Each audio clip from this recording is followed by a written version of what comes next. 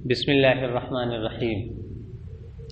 کتاب مناظرہ رشیدیہ کا صفحہ نمبر 46 ہے، مجلس برکات کا نسخہ ہے، اور شارح کی عبارت ہے غایتہ انہ لیس بظاہر ملائم الارادتی فی التعریف۔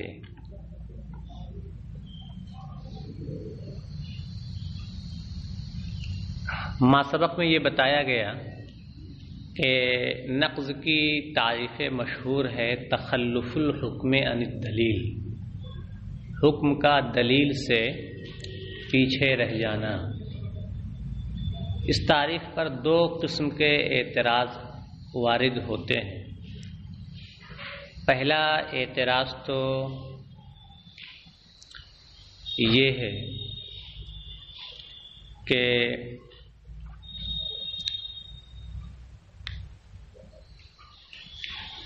نقض کے دو پہلو ہیں، ایک ہے تخلف المدلول عن الدلیل اور دوسرا ہے لزوم محال، جبکہ نقض کی یہ تعریف صرف ایک ہی پہلو کو شامل ہے، لہذا نقض کی یہ تعریف صحیح نہیں ہے۔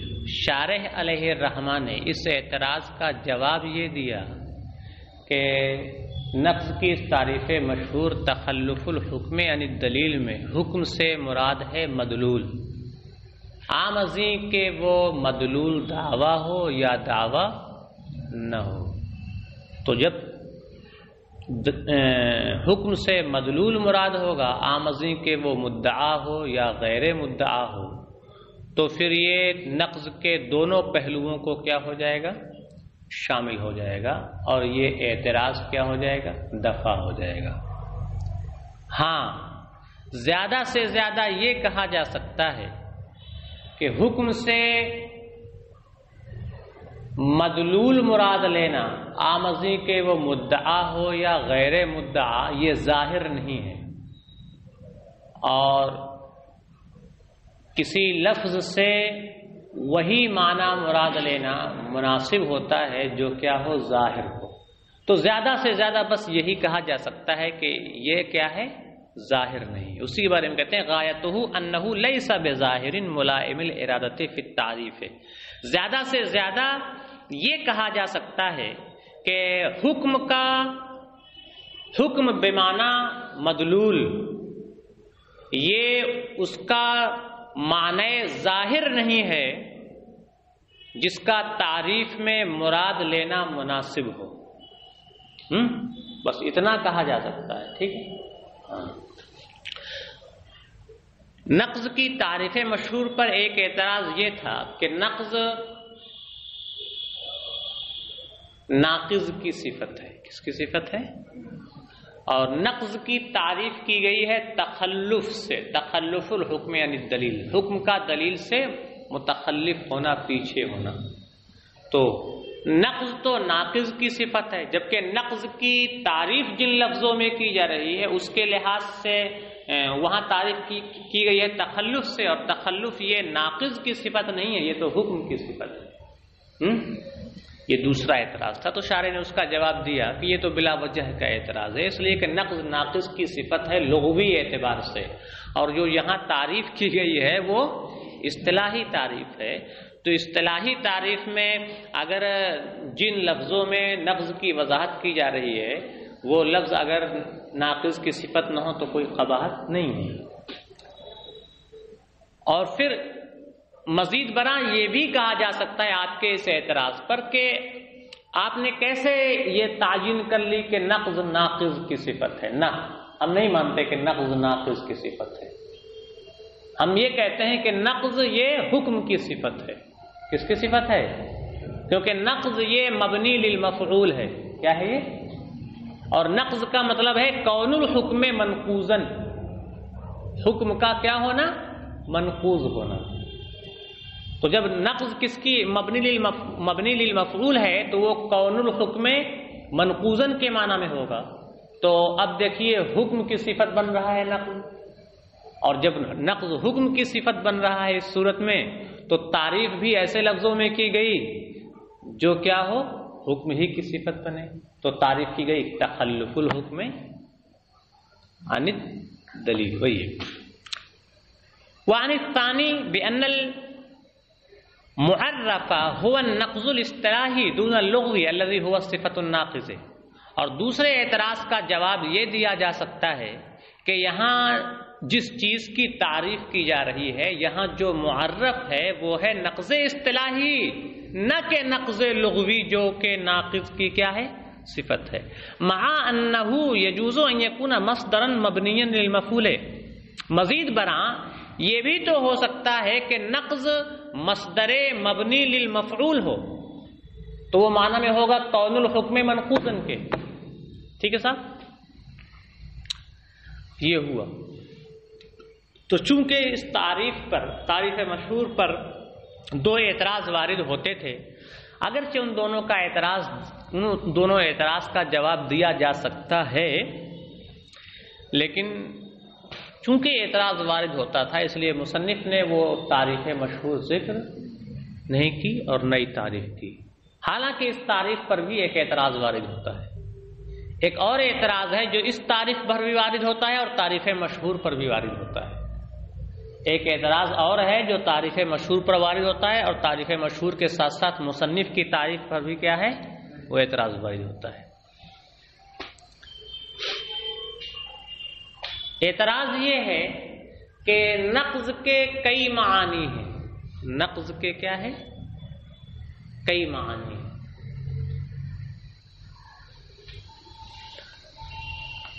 بہت سے اعتراضات تعریف پر، کسی چیز کی آپ تعریف کریں تعریف اصطلاحی، تو اس تعریف اصطلاحی پر اس تعریف کے جامع یا مانع ہونے کے لحاظ سے تعریف پر بہت سارے اعتراضات وارد ہوتے ہیں۔ کسی تعریف پر اس کے جامع اور مانع ہونے کے لحاظ سے بہت سے اعتراضات وارد ہوتے ہیں، تو کسی تعریف پر جو اعتراضات وارد ہوتے ہیں ان اعتراضات کو بھی نقض کہا جاتا ہے، انہیں بھی اصطلاح میں کیا کہا جاتا ہے نقض کہا جاتا ہے، ٹھیک ہے۔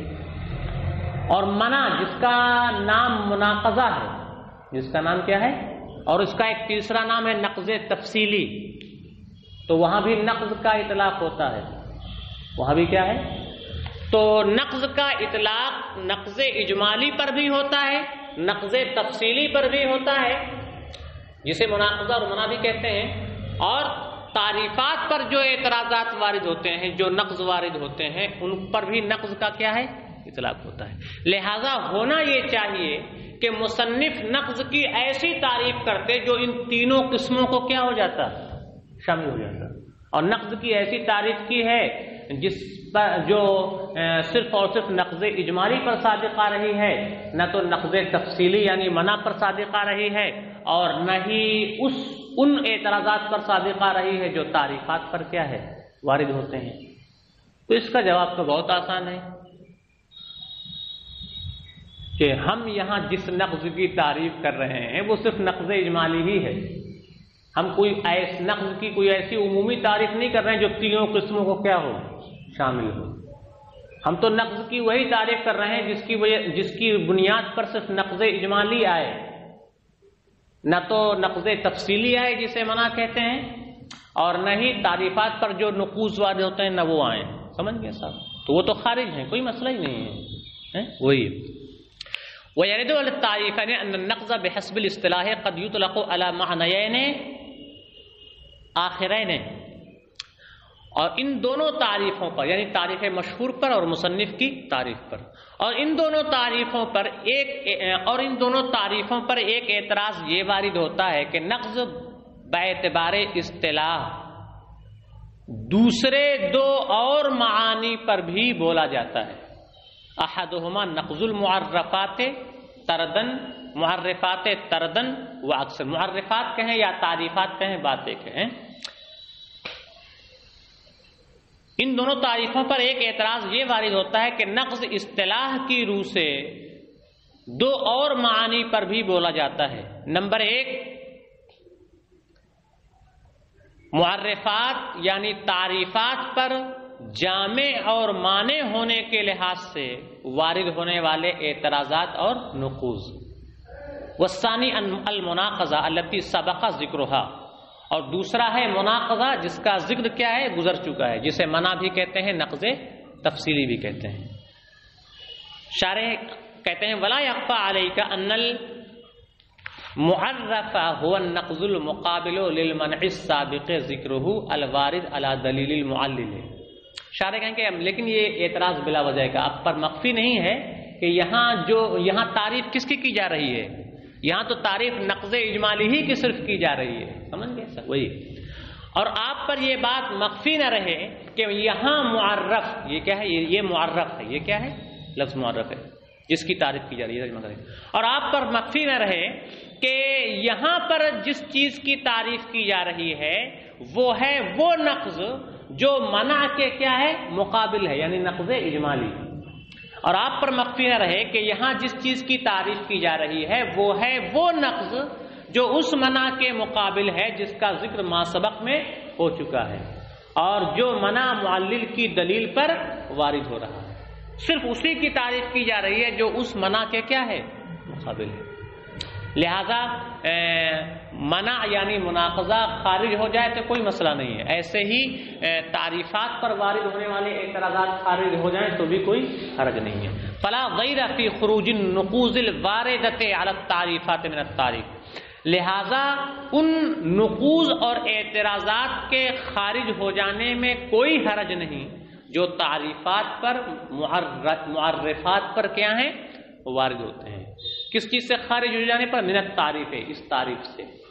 من التعریف کا تعلق ہے خروج سے، ترجمہ کریں گے. لہذا تعریفات پر وارد ہونے والے نقوض و اعتراضات کے اس تعریف سے خارج ہو جانے میں کوئی حرج نہیں ہے.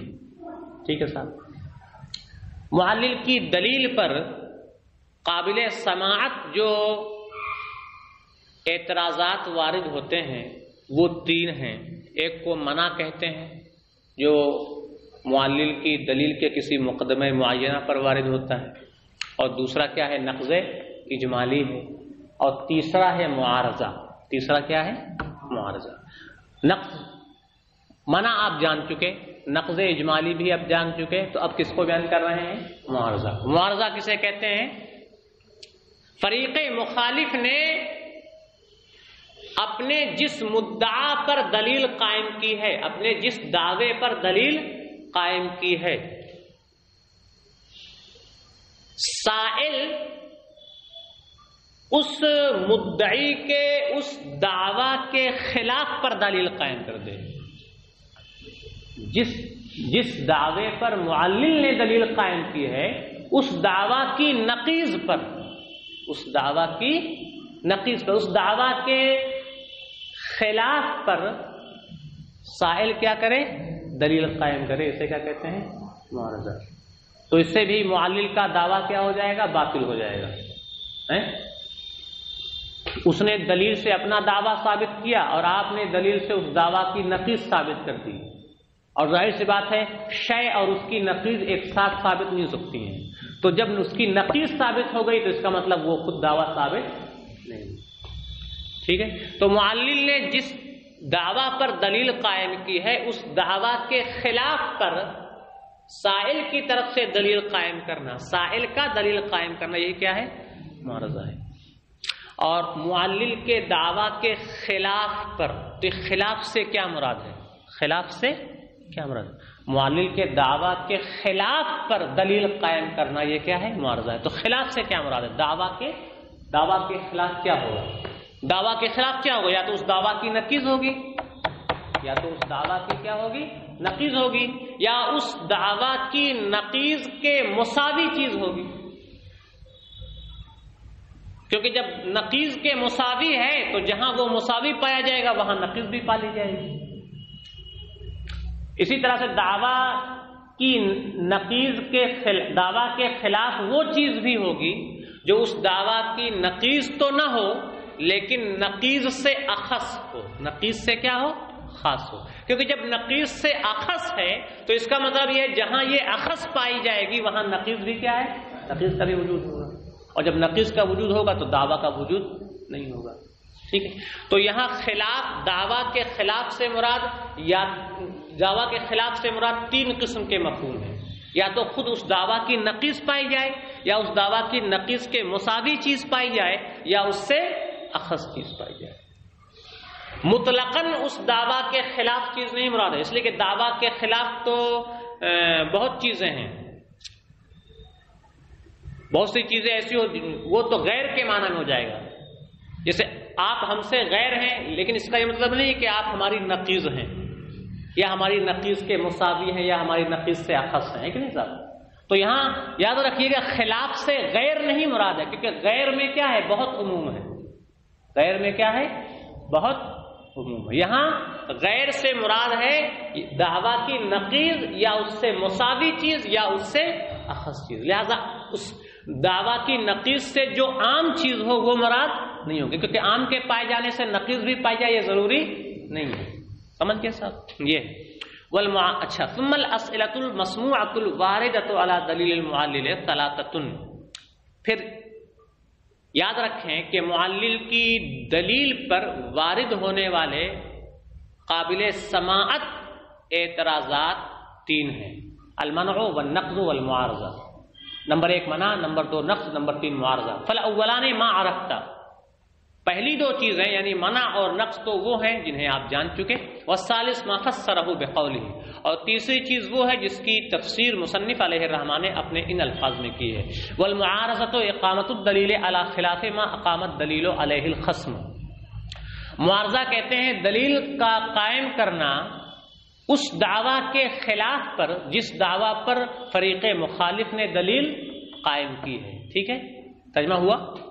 والمراد بالخلاف ما ينافي مدعى الخصم سواء كان نقيضه او مساوي نقيضه او اخص منه، اور یہاں دعویٰ کے خلاف سے مراد وہ ہے جو فریق مخالف کے دعویٰ کے منافی ہو، مطلقاً غیر مراد نہیں ہے، جو اس کے کیا ہو؟ منافی ہو، خواہ وہ اس کی نقیض ہو، یا اس کی نقیض کے مساوی ہو، یا اس کی نقیض سے اخص ہو۔ لا ما يغايره مطلقاً، یہاں دعویٰ کے خلاف سے مراد مطلقاً وہ چیز نہیں ہے جو دعویٰ کے علاوہ ہو، جو غیر مطلقاً غیر دعویٰ مراد نہیں، کما یشعر به لفظ الخصم، جیسا کہ لفظ خصم اسی چیز کا پتہ دیتا ہے۔ لفظ خصم سے یہی پتہ چلتا ہے کہ مراد وہ ہے جو دعویٰ کے منافی ہو، وہ مراد ہے، مطلقاً غیر نہیں مراد ہے، وہ مراد ہے جو دعویٰ کے منافی ہو۔ اس لیے کہ خصم کسے کہتے ہیں؟ جس سے جھگڑا ہو رہا ہو، خصومت ہو رہی ہو، اور خصومت تبھی ہوگی جبکہ ہم اس کے منافی کا دعویٰ کر رہے ہیں، جس چیز کا وہ دعویٰ کر رہے ہیں ہم اس کے منافی کا دعویٰ کر رہے ہیں، سمجھ گئے؟ تو معلوم ہوا، اسی سے معلوم ہو جاتا ہے کہ خلاف سے مطلقاً غیر نہیں مراد ہے، بلکہ خلاف سے مراد ہے جو اس کے دعویٰ کے خلاف یعنی منافی ہو، سمجھ گئے صاحب؟ لأنه کیسے لفظ خصم سے پتہ چل رہا ہے؟ لأنه انما يتحقق المخاصمة لو كان مدلول دلیل احدهما منافیہ مدلول دلیل آخر، کیونکہ مخاصمت اسی وقت پائی جائے گی جبکہ ان میں سے ایک کی دلیل کا مدلول دوسرے کی دلیل کے مدلول کے منافی ہو، تبھی کیا ہے؟ خصومت پائی جائے گی۔ آج کا سبق یہیں پر مکمل ہوتا ہے۔ السلام علیکم ورحمۃ اللہ وبرکاتہ۔